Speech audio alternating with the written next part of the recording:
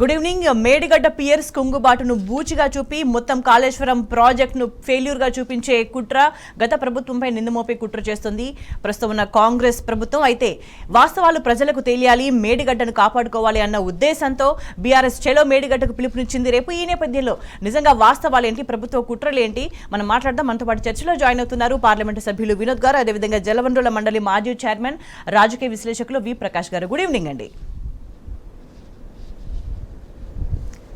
వినోద్ గారు, ఒకవైపు అబద్ధాలు ప్రచారం చేస్తుంది, తాము చెప్పిందే ప్రజలు నమ్మాలి అన్న ఒక ఉద్దేశంతో మేడిగడ్డను అడ్డం పెట్టుకుని కుట్రలకు పాల్పడుతుంది ప్రభుత్వం. అసలు వాస్తవాలేంటి, ప్రభుత్వం చేస్తున్న కుట్రలు ఏవి?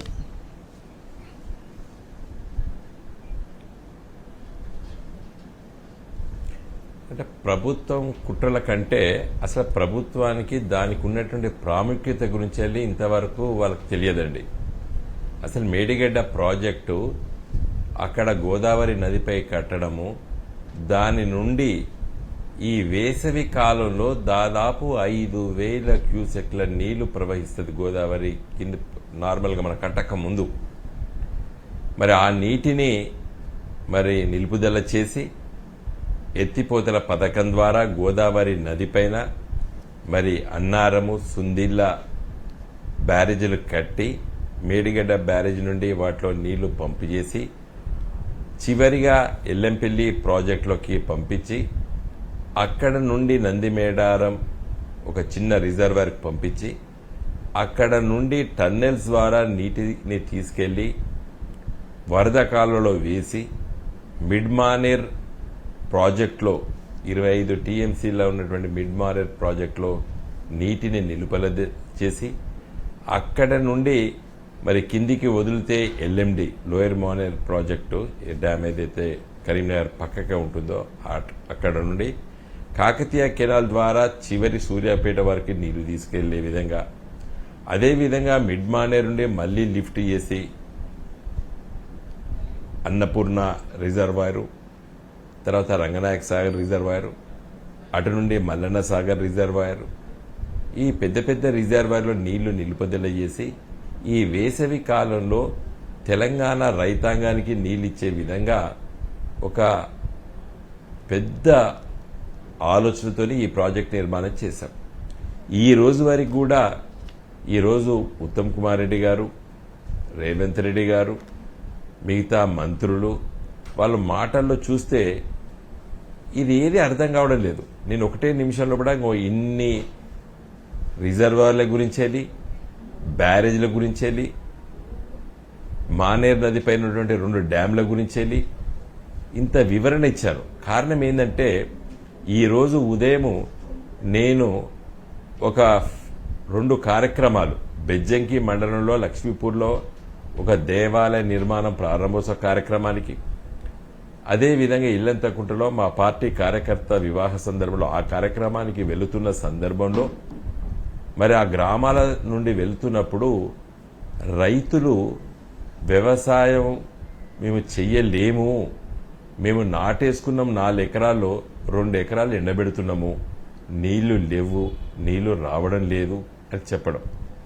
తర్వాత చిన్న చిన్న కుంటలో పోయిన ఎండాకాలంలో మే మాసంలో కూడా నీళ్లు నిండి మరి మత్తళ్ళు పడినాయి.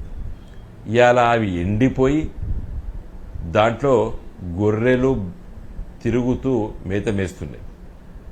అంటే ఒక సుక్క నీరు కూడా లేదు.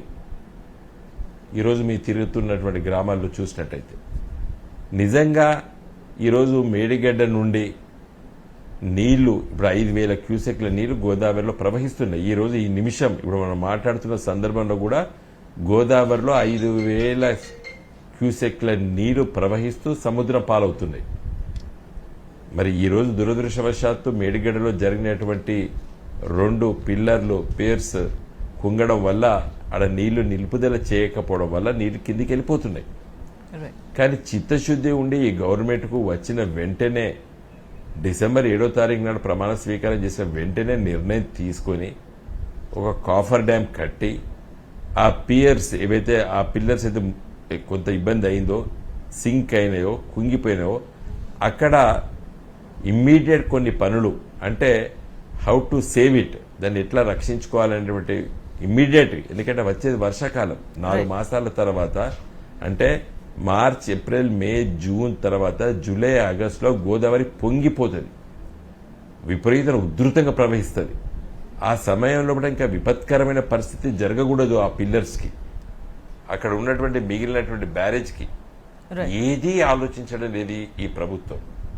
మీరు కుట్రనా లేకపోతే నిర్లక్ష్యమా అనేది ఇవాళ తెలంగాణ ప్రజలు తీర్చుకోవాల్సిన అవసరం లేదు.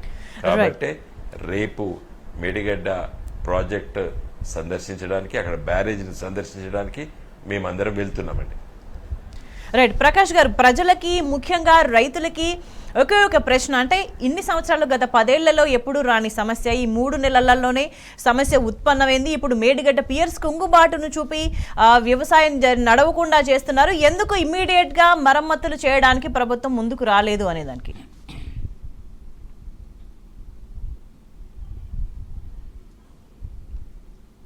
అంటే రేవంత్ రెడ్డి ప్రభుత్వం రంధ్రాన్వేషణ మీద ఉన్న దృష్టి దీన్ని కాపాడుకునే దాని మీద లేదు. ఆయన మేడిగడ్డకు కాంగ్రెస్ ఎమ్మెల్యేలను తర్వాత మంత్రులను తీసుకొని పోయినప్పుడు పియర్స్లల్లో ఆయన చూపెట్టింది ఏంటంటే 2 పగిలిన పియర్స్ చూపెట్టాడు. మేడిగడ్డలో మొత్తం 86 పియర్స్ ఉంటాయి. అదేవిధంగా మొత్తము కాళేశ్వరం 3 బ్యారేజీలలో కలిపి 227 పియర్స్ ఉంటాయి. పాజిటివ్ ఆటిట్యూడ్కు నెగటివ్ ఆటిట్యూడ్కు ఒక పోలిక చెప్తారు. ఎప్పుడు ఒక గ్లాసులో సగం నీళ్లుంటే పాజిటివ్గా ఆలోచించే వ్యక్తి సగం నీళ్లున్నాయంటాడు, నెగటివ్గా ఆలోచించే వ్యక్తి సగం ఖాళీగా ఉంది గ్లాస్ అని చెప్పి నిర్వేదానికి గురవుతాడు. అంటే రేవంత్ రెడ్డిది ఎట్లుందంటే అవి చూసినలా పగిలినాయి. అంటే కేసీఆర్ మీద కోపాన్ని అంతా కూడా ఆయన కాళేశ్వరం మీద చూపెడుతున్నాడు. రైతులు కానీ ప్రజలు కానీ అర్థం చేసుకోవాలి. ఇవాళ 227 పియర్స్లల్లో ఒక 2 పియర్స్ కుంగినంత మాత్రాన కాళేశ్వరం ఖతమైపోతుందా? ఇందాక వినోద్ గారు చాలా చక్కగా చెప్పారు. మేడిగడ్డ దగ్గర నుంచి కొండపోచమ్మ సాగర్ దాకా ఆయన ప్రతి ఒక్క స్ట్రక్చర్ గురించి చెప్పాడు, ప్రతి ఒక్క నిర్మాణం గురించి చెప్పాడు. ఇదంతా అర్థం చేసుకున్న వాళ్లకు ఈ మేడిగడ్డలో కుంగిన పియర్స్ 0.0002 కాదమ్మా. అది మొత్తం ఏంటంటే కాళేశ్వరం అనేది ఒక 100% అనుకుంటే అది 1%లో కూడా 1000వ వంతు ఆ ఒక్క చిన్న 2 పియర్స్. వాటికి అయిన ఖర్చు ఇవాళ వరకు 93,000 కోట్లు కాళేశ్వరం మీద ఖర్చు అయితే, ఆ కుంగిన పియర్స్ ఉన్న ఒక బ్లాక్ మొత్తాన్ని కూడా మళ్ళీ మనము రిపేర్ చేయడానికి అయ్యేది ఒక 500 కోట్లు. అంటే 1,00,000 కోట్లలో ఒక 500 కోట్లు అంటే అది 0.5%. దాన్ని పట్టుకొని ఇవాళ రిపేర్ చేయడం పక్కకు పెట్టి ఈ మేడిగడ్డ బ్యారేజ్ అయిపోయింది కాబట్టి ఇక కాళేశ్వరం ఖతం అయిపోయింది. అంటే కాళేశ్వరం అంటే 2 పియర్సేనా, ఒక బ్లాకేనా? అంటే ప్రజల్ని తప్పుదోవ పట్టించి రాక్షసానందాన్ని పొందాలని చెప్పి రేవంత్ రెడ్డి చూస్తున్నట్టు అనిపిస్తున్నది. ప్రభుత్వాలు ఎప్పుడు కూడా స్థిరంగా ఉంటాయమ్మా. అందులో వచ్చే ముఖ్యమంత్రులు మారుతారు, పార్టీలు మారుతాయి, కానీ అది ప్రజల సొమ్ముతో కట్టింది. అది కేసీఆర్ గారి సొంత ఆస్తి కాదు. కేసీఆర్ గారు తన స్వలాభం కోసం కట్టింది కూడా కాదు. అది తెలంగాణ యొక్క పేదరికం మీద, దరిద్రం మీద ఒక జలాస్త్రం లాంటిది. అటువంటి కాళేశ్వరాన్ని ఇవాళ వెకిలి చేసి ఎగతాళి చేస్తూ ఎద్దేవా చేస్తూ మాట్లాడడం అనేది ఒక సీఎంగా అది హుందాతనం అనిపించుకోదమ్మా. అది చాలా అన్యాయం. ఏంటంటే అసెంబ్లీని అబద్ధాల వేదికగా మార్చాడు రేవంత్ రెడ్డి. గతంలో ఏ ముఖ్యమంత్రి కూడా ఇంత దిగజారిన ముఖ్యమంత్రిని మనం చూడలే. అసెంబ్లీ అనేది వాస్తవాలు చెప్పడానికి, ప్రజలకు ఉపయోగపడే చర్చలు చేయడానికి, మంచి కోసం వాడుకోవాలి. కానీ ఈయన అధికారంలోకి వచ్చిన కాడ నుంచి అసెంబ్లీని ఒక అబద్ధాల వేదికగా మార్చి మేడిగడ్డ మీద నానా దుర్భాషలు ఆడుతున్నాడు, దురాలోచన చేస్తున్నాడు. మేడిగడ్డ మొత్తం కొట్టుకపోవాలని ఒక కుట్ర చేస్తున్నాడు. ఆయన కేసీఆర్ మీద కోపం ఉంటే రాజకీయంగా ఎదుర్కోవాలి, చూసుకోవాలి. అంతేగాని ఇవాళ మేడిగడ్డను బలి చేయడము, మొత్తం కాళేశ్వరాన్ని ఇవాళ నిర్వీర్యం చేయడం అవుతుంది. కాళేశ్వరం లేకపోతే తెలంగాణ లేదు. మళ్ళీ బొంబాయి, దుబాయ్, బొగ్గుబాయి బతుకులు అవుతాయి కాళేశ్వరం లేకపోతే. మేడిగడ్డను రిపేర్ చేయాలనే ఆలోచన లేదు ఆయనకు. అధికారంలోకి వచ్చి 80 రోజులైనా కూడా ఈ రోజు వరకు అది ఎందుకు గుంగిందో కూడా నిపుణుల కమిటీని వేయలేదు. ఒక్క ఎక్స్పర్ట్ అంటే ఒక్కడు ఇప్పటి వరకు కూడా ఆ గోదావరి నదిలో దిగి పియర్స్ కింద ఏమైంది, అందులో ఆ ఇసుక తీసి కనీసం చూసిన పాపాన పోలేదు. నేషనల్ డ్యామ్ సేఫ్టీ అథారిటీ కూడా అదే ఉంది, రాష్ట్ర ప్రభుత్వం కూడా అదే ధోరణితో ఉంది. ఇవాళ ఎవరు అప్పచెప్పకుండానే నేషనల్ డ్యామ్ సేఫ్టీ అథారిటీ వాళ్ళు ఇక్కడికి వచ్చి విచారణ చేసి ఏం జరిగిందనేది బయటికి చెప్పాల్సిన అవసరం ఉండే. అది వాళ్ళ బాధ్యత. 2021లో పార్లమెంట్ చట్టం చేసినప్పుడు ఈ డ్యామ్ సేఫ్టీ వాళ్లకు డ్యామ్స్ అన్నిటి మీద ఇవ్వకుండానే అధికారం వచ్చినట్టు. వాటి అన్నిటిని బాగోగులు చూసుకోవాల్సిన బాధ్యత వారిది. ఇవాళ దేశంలో 6,000 డ్యాములు ఉన్నాయి. అందులో దాదాపుగా 25 సంవత్సరాల కంటే ఎక్కువ ఉన్నాయి, 80% ఉన్నాయి. మరి డ్యాంల భద్రత కోసమే కదా చట్టం చేసింది. వాళ్ళు 2 ఏళ్ల నుంచి ఎన్నడూ కూడా వచ్చిన పాపారం పోలేదు, డ్యామ్ పరిస్థితిని గమనించలేదు. ఇక్కడికి వచ్చి కూడా పైన చూసి 2 గంటలు మేడిగడ్డ బ్రిడ్జ్ మీదకి వెళ్ళి చూసి రిపోర్ట్ ఇచ్చారు. ఏది కూడా స్పష్టంగా చెప్పాలి ఎందుకు ఇట్లా కుంగిందనేది. ఇప్పుడు 4 నెలలు అయినా కూడా ఈ రోజు వరకు ఒక శాస్త్రీయ పద్ధతిలో ఎందుకు కుంగిందో ఎవరు చెప్పలేదమ్మా. అది మానవ తప్పిదమా, ప్రమాదమా, లేకుంటే నిర్లక్ష్యమా, డిజైన్ లోపమా, ఈ రోజు వరకు కూడా తెలియకపోతే ఇంకా వాళ్ళకి ఏం ఇంట్రెస్ట్ ఉన్నట్టు. వర్షాకాలం వస్తున్నది, రేపు అది రిపేర్ చేయకపోయినా ఆ వరదలను మనము కంట్రోల్ చేయలేము. కాబట్టి అది రిపేర్ చేయకపోతే మొత్తం మేడిగడ్డకే ప్రమాదం వచ్చే పరిస్థితి ఉంటుంది. కాబట్టి అధికారంలోకి వచ్చిన మరుక్షణం నుంచి ఆ రిపేర్లు చేసే ప్రక్రియ ప్రారంభించకుండా ఎల్లంటి వాళ్ళు చెప్పిన తర్వాత కూడా మాకు అప్పచెప్తే మేము 4-5 నెలల్లో రిపేర్ చేస్తామని చెప్పిన తర్వాత కూడా ఈ రోజు వరకు కూడా దాన్ని పట్టించుకోవడం లేదంటే ఆయన కేసీఆర్ గారి మీద ఉన్న కక్షనంతా కూడా మేడిగడ్డ మీద చూపెట్టి నాసిరకమైన పద్ధతిలో కట్టారు కాబట్టి మేడిగడ్డ కొట్టుకపోయిందని చెప్పాలనుకుంటాను. రైట్ ప్రకాష్ గారు, అంటే వాస్తవాలను వక్రీకరిస్తూ తాము చెప్పిందే నిజమంటూ పదే ప్రభుత్వం మాట్లాడడం వెనుక కారణాలేంటి, ఆ వైఖరిని మనం ఎట్లా చూడాలి, దీనికి సంబంధించి మనం మరింత చర్చిద్దాం. వినోద్ గారు, అంటే గతంలో కూడా చాలా సార్లు అనేక సందర్భాల్లో డ్యాంలు, బరాజ్లు ప్రమాదానికి గురైన దాఖలాలు కనిపిస్తున్నాయి. వాటన్నిటికీ కూడా అంచనాలకు మించి వచ్చిన వరద ఇదే ప్రధాన కారణంగా కనిపిస్తూ వచ్చింది. ఇప్పటివరకు జరిగిన ప్రమాదాలన్నీ చూసుకుంటే కూడా, అంటే మేడిగడ్డకు సంబంధించి కూడా అంతే స్థాయిలో అంచనాలకు మించి భారీ స్థాయిలో వరద రావడం వల్ల ఇది కుంగుబాటు జరిగి ఉండొచ్చు అనేది ప్రధాన కారణంగా కనిపిస్తుంది. కానీ ప్రభుత్వం కారణాలని అన్వేషించే పని మాత్రం చేయట్లేదు. దాన్ని ఎట్లా చూడాలంటారు?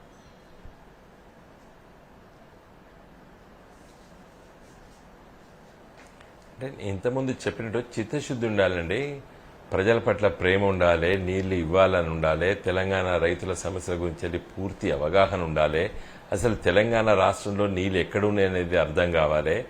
తెలంగాణ మనకందరికీ తెలుసు కదండి, డెక్కన్ పీఠభూమి ఇది గోదావరి నది 70, 80, 90 మీటర్ల నుండి ప్రవహించి చివరి వరకు అది 30 పోయి అక్కడ సముద్రంలో కలిసిపోతుంది చివరి వరకే అది తెలంగాణ దాటిన తర్వాత. కాబట్టి గోదావరి కింద ఉంటుంది, తెలంగాణ పీఠభూమి కాబట్టి మనం మీద ఉంటాము. అటువైపు కృష్ణా కానీ ఇటువైపు గోదావరి నదులు ఈ 2 కూడా పెద్ద నదులు అయినప్పటికీ కూడా అవి పెరినియల్ రివర్స్ కాకపోయినప్పటికీ కూడా మైటీ రివర్స్. మీకు తెలుసు కదా, పెరినియల్ రివర్స్ అంటే 365 రోజులు ప్రవహించేటువంటి నదులు. అవి బ్రహ్మపుత్ర, మన గంగా నది. ఎందుకంటే హిమాలయ పర్వతాలు, మంచు కొండలు కరుగుతాయి కాబట్టి అవి ఎండాకాలంలో కూడా ప్రవహిస్తాయి. మనయో వర్షపాతం పైన ఆధారపడేటువంటి నదులు కృష్ణా, గోదావరి అయినప్పటికీ చాలా బ్రహ్మాండంగా ప్రవహిస్తాయి. అసలు గోదావరి నది పైన వీళ్ళకి ఏం అవగాహన ఉన్నది? ఇప్పటికీ మళ్ళీ ఏం చెప్తారు, తుమ్మిడి హట్టి దగ్గర ప్రాణహిత మీద కడితే బాగుండు అంటారు. కానీ కేసీఆర్ గారు కానీ మేము కానీ ప్రకాష్ గారు మేమందరం ఆ రోజులలో ఆలోచించినప్పుడు అసలు అక్కడికి ఎందుకు కట్టవలసి వచ్చింది? మొదటిది తుమ్మిడి హట్టి అనేటువంటి ప్రాంతము ప్రాణహిత మీద దగ్గర మహారాష్ట్ర ప్రభుత్వము వ్యతిరేకించింది.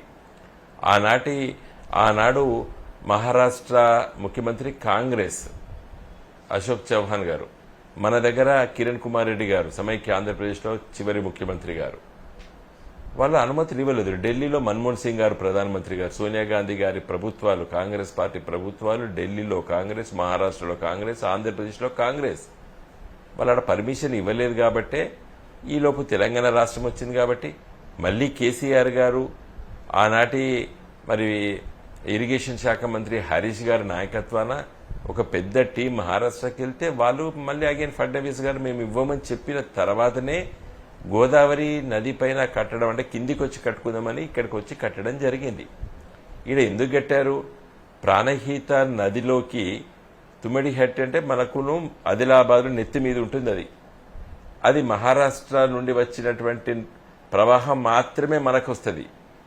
ఈ ఆదిలాబాద్ జిల్లా అంటే పూర్వపు ఆదిలాబాద్ జిల్లా ప్రతి చుక్క మెజారిటీ 80% ప్రాణహితలో కలిసి మన గోదావరిలోకి వస్తాయి. దాదాపు 200 టీఎంసీ నీళ్లు వర్షాకాలంలో ఒక ఆదిలాబాద్ జిల్లాలోనే అంత వర్షపాతం ఉంటుంది. అవన్నీ పడి కింద పడి మళ్ళీ సముద్రం పాలవుతాయి. కాకుండా ఉండాలని చెప్పి ఆ నీళ్లను కూడా మనం అరెస్ట్ చేసి తీసుకోవాలని చెప్పి ఒక గొప్ప ఆలోచన వీళ్ళకి అర్థమవుతుంది. ఈ రోజు వరకు అంటే ఇవేవి తెలుసుకోకుండా, మాట్లాడకుండా, చర్చించకుండా పూర్వపు ఆదిలాబాద్ ఎమ్మెల్యేలు తీసుకెళ్లి అక్కడ మేడిగడ్డను మాత్రమే చూపించి ఇంకేదో ప్రచారం చేసే ప్రయత్నాన్ని ఎట్లా చూడాలి? కేవలం రాజకీయ కోణంలోనే ఇదంతా చేస్తున్నారని భావించాలా?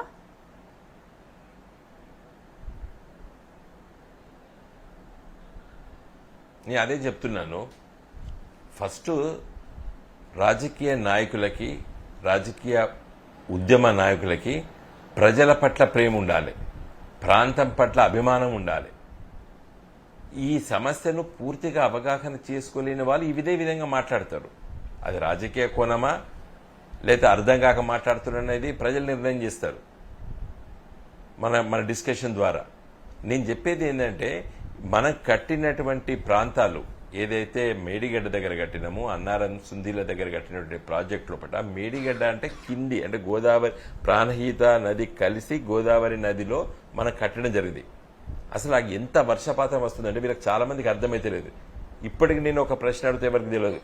ఇలా 5,000 క్యూసెక్లు నీళ్లు మార్చి 1 రేపు మార్చి మాసంలో కాదండి, ఏప్రిల్ మేలో కూడా గోదావరిలో 2-3 వేల క్యూసెక్ల ప్రవాహం ఉంటుంది గోదావరిలో.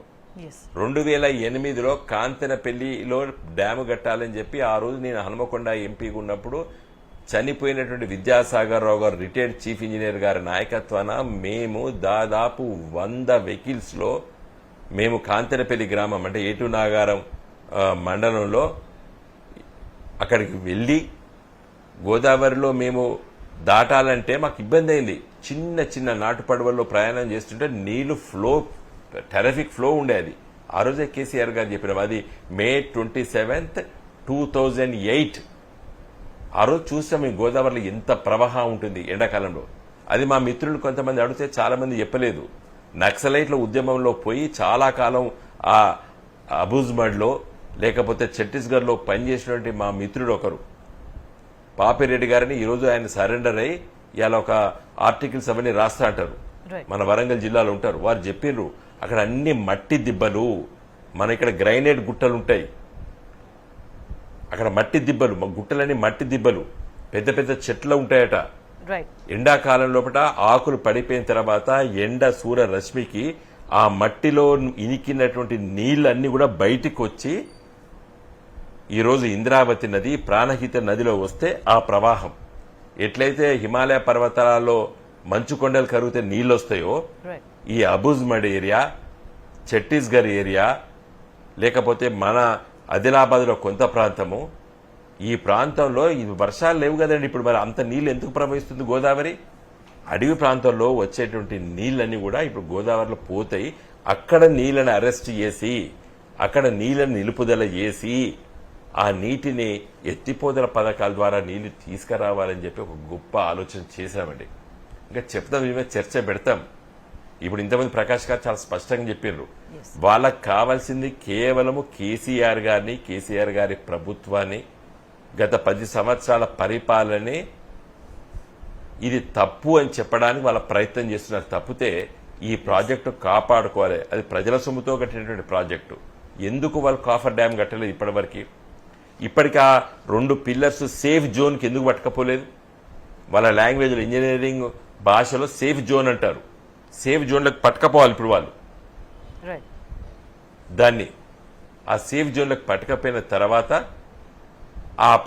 ఆ పిల్లర్స్ కాపాడుకోవాలి. కాపాడుకున్న తర్వాత వాటి మనము ముందుకు తీసుకెళ్లవలసిన అవసరం ఉంటుంది. రైట్ వినోద్ గారు, అంటే ఇక కాళేశ్వరం ప్రయోజనాలకు సంబంధించి కూడా ప్రభుత్వం అనేక వ్యాఖ్యానాలు చేస్తుంది. వాటిల్లో నిజమెంత మనం చర్చ. ప్రకాష్ గారు, కొన్ని కీలకమైన వ్యాఖ్యలు ప్రభుత్వం నుంచి వినిపిస్తున్నాయి. మొదటిది దీంట్లో ఏంటంటే, గతంలో శ్యాంప్రసాద్ రెడ్డి లాంటి ఇంజనీర్స్ కూడా మేడిగడ్డ కట్టొద్దు అని చెప్పిండని సాక్షాత్తు ముఖ్యమంత్రి అసెంబ్లీలో మాట్లాడిండ్రు. దీంట్లో నిజమెంత? దీంతో పాటు కూడా కాళేశ్వరం మీద, దాని ప్రయోజనాల మీద కూడా మాట్లాడుతున్నారు. 1 ఎకరానికి నీళ్లు ఇవ్వడానికి ₹1 కోటి ఖర్చయిందని ఉత్తమ్ కుమార్ కూడా మాట్లాడుతున్నారు. దీంట్లో కూడా నిజమెంత?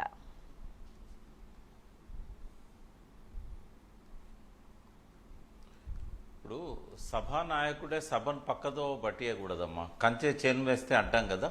ఇప్పుడు సభను ఒక ఆర్డర్లో ఉంచడానికి, వాస్తవాలు ప్రజలకు చెప్పడానికి, రాష్ట్రాన్ని విజయపథంలో ముందుకు నడిపించడానికి సభానాయకుడు పనిచేయాలి. కానీ సాక్షాత్తు అసెంబ్లీని అబద్ధాల వేదికగా మార్చాడు. దీనికి ఉదాహరణ మీరు అన్న ఇప్పుడు ఇంజనీర్స్ రిపోర్ట్ అమ్మ.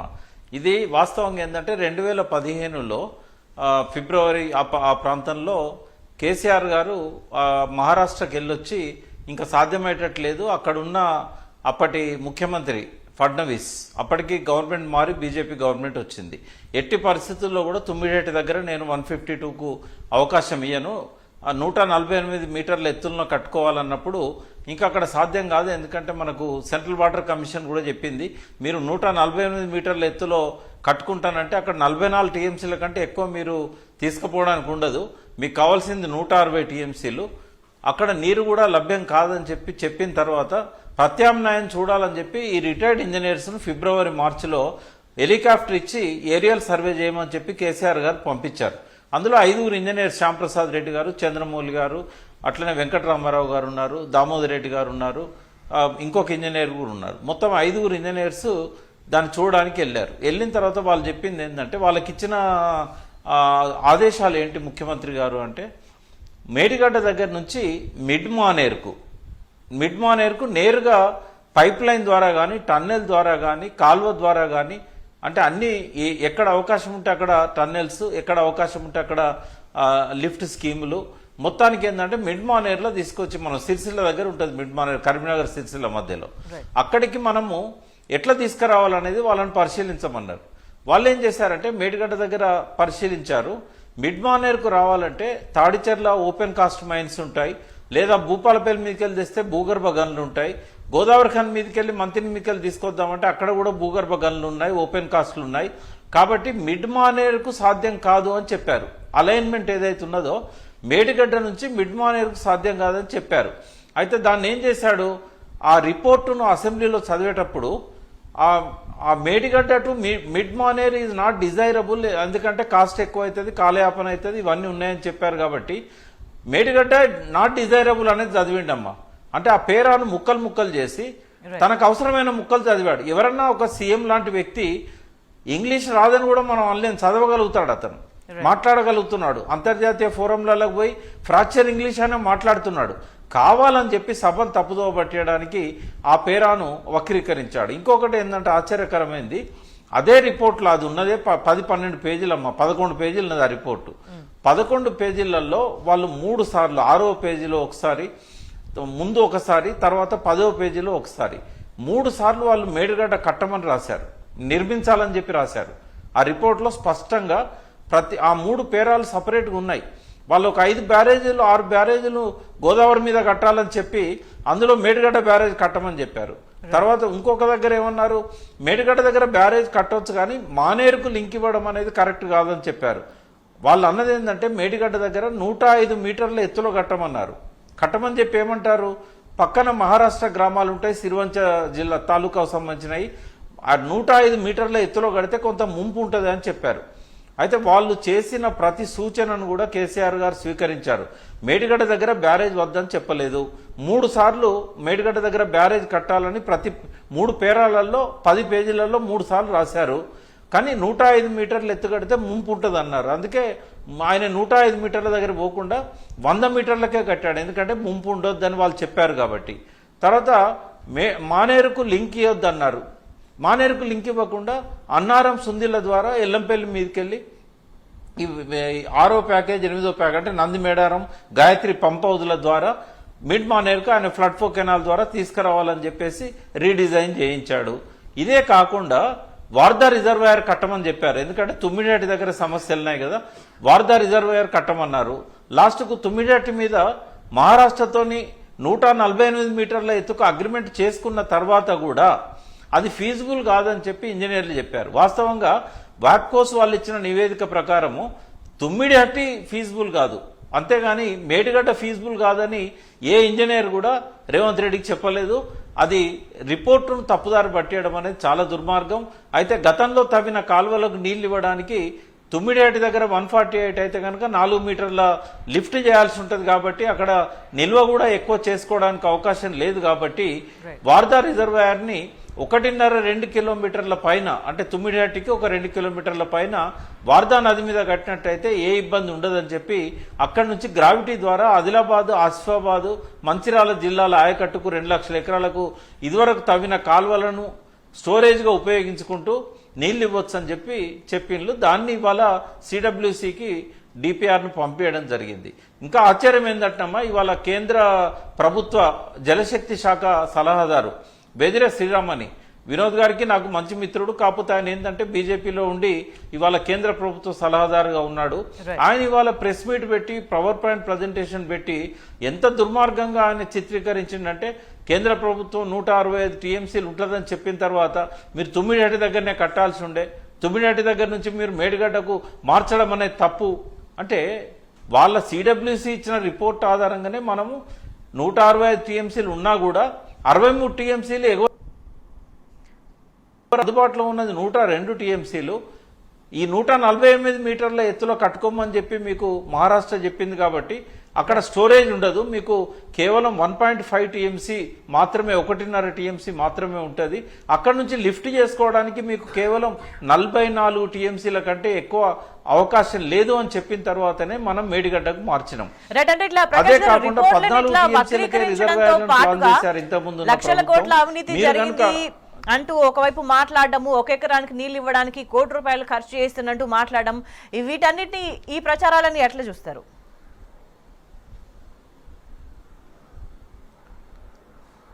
ఇప్పుడు 2007లో రాజశేఖర రెడ్డి ప్రభుత్వము 17,500 కోట్లకు డిపిఆర్ను పంపిందమ్మా కేంద్ర ప్రభుత్వానికి.